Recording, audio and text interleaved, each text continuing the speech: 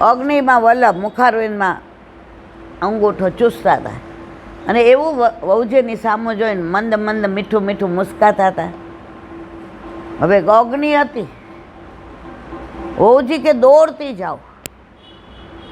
લક્ષ્મણ ભટ્ટજી કે પણ આ અગ્નિ છે ને, મારો લાલો અંદર છે એને કાંઈ નથી થતું, તો મારો લાલો એની માને કાંઈ થવા દે? ન થવા દે.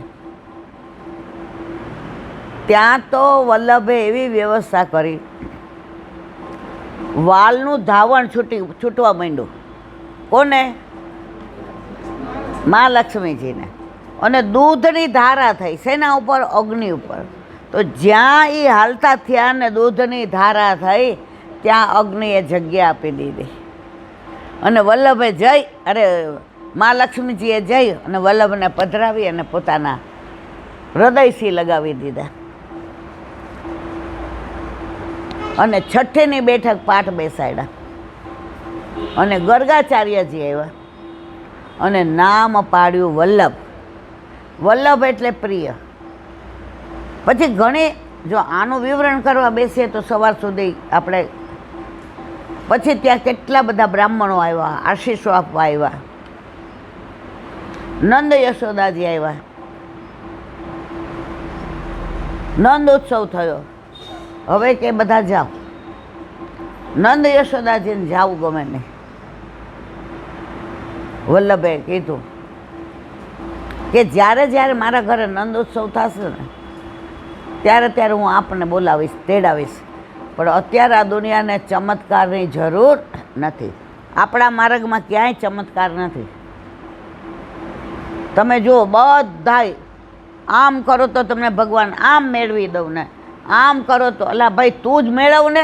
તને આટલું બધું હોય તો તારે પૈસા અમારી પાસે માગીને શું કામ ભગવાનને મેળવાય? આપણા વલ્લભે આજની તારીખ સુધી કોઈ બાળકો એવું નથી કીધું કે હું આ ચમત્કાર કરું તો તમારો આ મેળ પડે. આપણામાં તો એક જ કીધું છે વલ્લભે કે બધા ધર્મો એવું કહે છે કે હું તમને ભગવાન સુધી લઈ જાઉં. ભગવાન સુધી લઈ જવાની જવાબદારી મારી. વલ્લભ કહે છે ના, હું તમને ભગવાન પાસે ના લઈ જાઉં. ભગવાન પાસે લઈ જવાની જવાબદારી મારી નહીં. આપણે પાછા હકણા તો રહીએ જ નહીં. તો અમારે શું કરવાનું? વલ્લભે સરસ જવાબ દીધો. મારા વાલા વૈષ્ણવ, તમારે ભગવાન પાસે જવાનો શ્રમ નહીં લેવાનો. ભગવાનને તમારી ગોદમાં ખેલતો કરી દઉં. યશોદા તમને બનાવી દઉં. તમારા ઘરને નંદાલય બનાવી દઉં. જે લાડ 11 વર્ષ ને 52 દિવસ યશોદાજીએ ઠાકોરજીને લડાવ્યા, એ લાડ તમે લડાવો. તમારે તમારી કોઈ જવાબદારી નહીં. તમે તમારે ઠાકોરજીને લાડ લડાવો, બાકી બધું એના ઉપર છોડી દો. ઓલા આપણે ગાડીમાં બેઠા હોય ને એટલે ડ્રાઈવર ગાડી ચલાવતો હોય, આપણે ઘડી ઘડી કહીએ આમ લ્યો ને સાઈડમાં, ભાઈ તમે આવી રીતના ના કરો. આ જો ભેંસ વચમાં આવી, પેટ્રોલ ભરાવાનું છે, પેટ્રોલ પંપ આ બાજુ છે ને તમે ગાડી વચ્ચે ચલાવો. હવે 10-15 મિનિટ, અડધો કલાક તો એ સાંભળી લે. પછી આપણને ગાડીની ચાવી આપે, લ્યો હું બાજુમાં બેઠો છું, તમે ચલાવો. હવે ગાડીમાં પેટ્રોલ ફૂલ છે, સ્ટિયરિંગ બરાબર છે, કાંઈ ચિંતા કરવા દો. હવે આપણને ગાડીની ચાવી દીધી, આપણને ચલાવતો આવડે છે મારા વાલા? સાચું કહેજો. ડ્રાઈવર બાજુમાં બેસી ગયો ને આપણને આવડતું નથી ગાડી હાલવાની. આપણે બધા એવું કરીએ છીએ. આપણે ઠાકોરજીને સલાહ દઈએ, પ્રભુ આ ટેન્ડર ભર્યું તો આમાંય આવું કરવાનું? ઠાકોરજી કે ગાંડી તારા હિતનું જ નહોતું. આ ટેન્ડર તે ભર્યું, એ પાસ થયું હોત, આના ભાવ ઘટી જવાના છે એટલે મેં નથી પાસ કર્યું. વળી દીકરી નક્કી થાય એટલે આપણે ઠાકોરજીને કહીએ આમાં બધું કરી દેજો પ્રભુ, આનાથી સારું ઠેકાણું ન મળે. હવે સામેવાળા ના પાડે, આપણને દાંત ચડે કે ન ચડે? સેવામાં હોય ને તો મન વ્યગ્ર થઈ જાય. મહિના પછી ખબર પડે અમેરિકામાં એના લગ્ન થઈ ગયા હતા ને એણે છુપાવ્યું હતું, તો આપણું ધ્યાન કોણે રાખ્યું? ચિંતા કર્મા તારું ધ્યાન રાખે છે ભગવાન. ચિંતા કાપી ન કાર્ય નિવેદિતાત્મક કદાપિથી ભગવાન અપી પુષ્ટિસ્તો ન કરીષ્યતિ લૌકિકમ જગતિ. ચિત્ત તું સિદ્ધને ચિંતા કરે, પ્રભુને કરવું હોય તે કરે. આમ સમજાવીને આપણને કહે તોય ચિંતા તો કરવાના ને જો તમે જ કહો છો. પેલા ગાડા હતા એટલે એક ગામથી બીજે ગામ જતા હોય ને તો પેલા માણસાઈ બહુ હતી. કોઈ રસ્તામાં પોટલું માથે લઈ જતું હોય, બાપા ક્યાં ગયા હતા? હટાણું કરીને આવું છું. દીકરીને લગ્ન છે એટલે કપડાં રાગીના બધું. બેજો બાપા બેજો. તમારું કયું ગામ? ભાઈ મારે આ ગામ જવું છે, મારા રસ્તામાં આવે છે, તમે કહેજો ત્યાં ઉતારી દઈશ. હવે ઓલા ભાઈ તો મજાના મસ્તીથી ચલાવતા હતા ગાડું અને બાપા બેઠા હતા.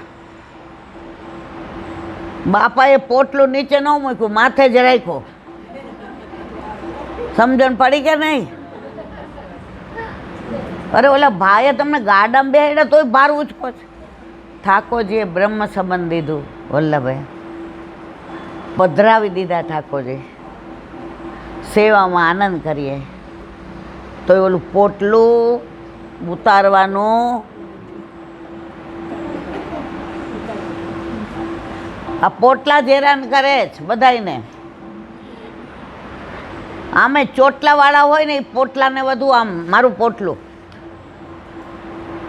એકવાર વલ્લભ ઉપર વિશ્વાસ મૂકી દો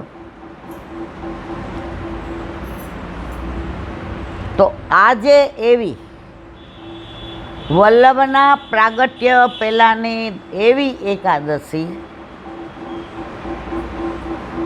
જેને વધાય આજથી બેઠે કહેવાય.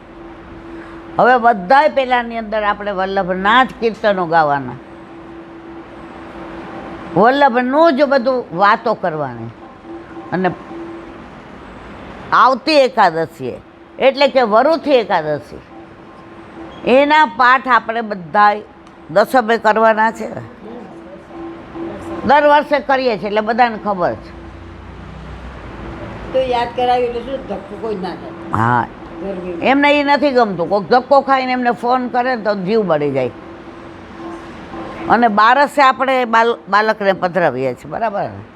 11 શું કોઈને નરોડા જવું હોય, કોઈને અસારવા જવું હોય, એટલે વ્યવસ્થા માટે.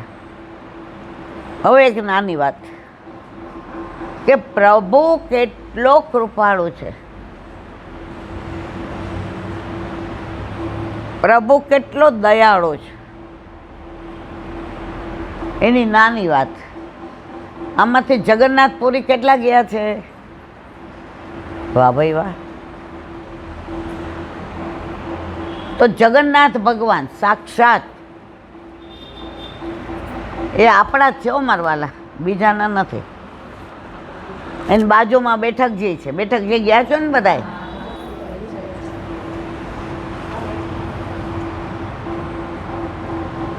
હવે વાત કરવી છે તે આજ. ત્યાં જગન્નાથ ભગવાનનો મોટો બગીચો મંદિરથી થોડે દૂર છે અને એ બગીચામાં એવા પુષ્પ આવે, એવા ફૂલ આવે કે જ્યાં ગુલાબ પાસે જાઓ તો મોગરાની સુગંધ ન આવે, ગુલાબની જ આવે. અને બાજુમાં જ મોગરો હોય ને ત્યાં ઊભા રહ્યો તો મોગરાની જ સુગંધ આવે, ગુલાબની ના આવે. હવે એ બગીચો એટલો રળિયામણો, એટલો સરસ. ત્યાં એક દીકરી, એ નામ ભૂલી ગઈ, એ ગીત ગોવિંદ નામ સાંભળ્યું છે? આમાં કેટલાય સાંભળ્યું છે ગીત ગોવિંદ? આપણે અષ્ટપદી ગાઈએ છીએ ને, છે આ. ગુસાઈજીની ને ગીત ગોવિંદ. તો એ અષ્ટપદીનો ભાવ,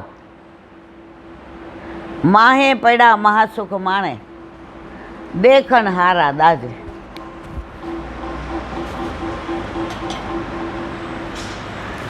એ દીકરી એટલા સરસ ફૂલ વીણે અને જગન્નાથ ભગવાન માટે માળા જેવી સરસ સિદ્ધ કરે.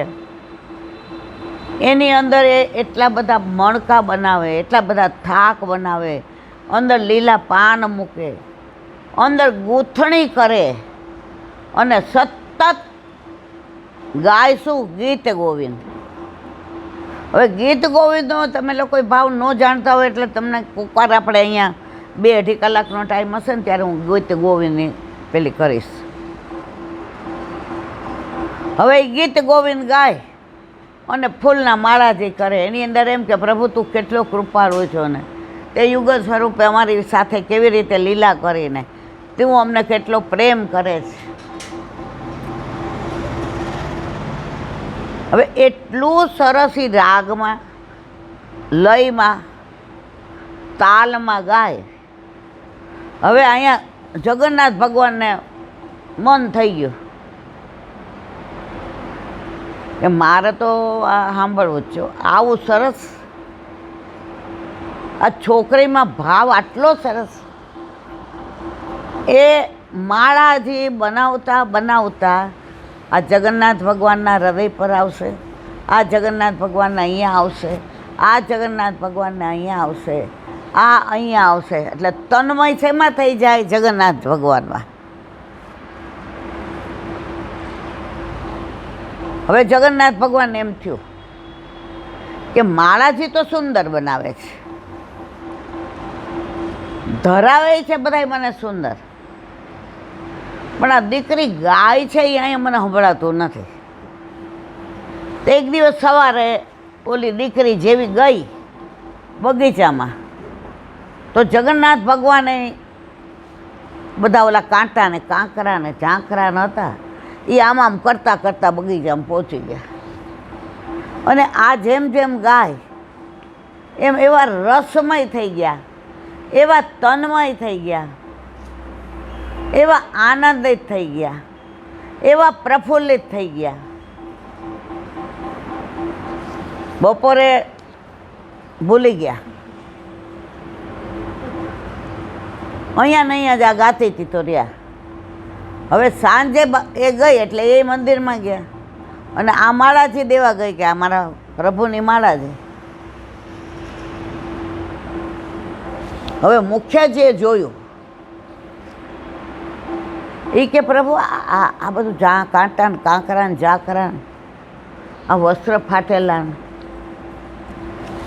આ ક્યાં પધાર્યા હતા? કશું નહીં, જાને દે. ના, એમ જવા ન દેવાય. પ્રભુ આજે લોકો મને કહે, મારાથી એવું ના થાય. સાચું કયો, ક્યાં પધાર્યા હતા? ઠાકોરજી મંદે મંદે મુસ્કાયા. જગન્નાથજી, मुखिया काका देखो, मैं तो वो बगीचे में गया था. अरे कीधा करवा विना कांटा काकरा जाखरत आ शू छे मुखारविन पर? आ बधा उजेड़ा सेना छे, आ वस्त्र सेना फाटी गया छे.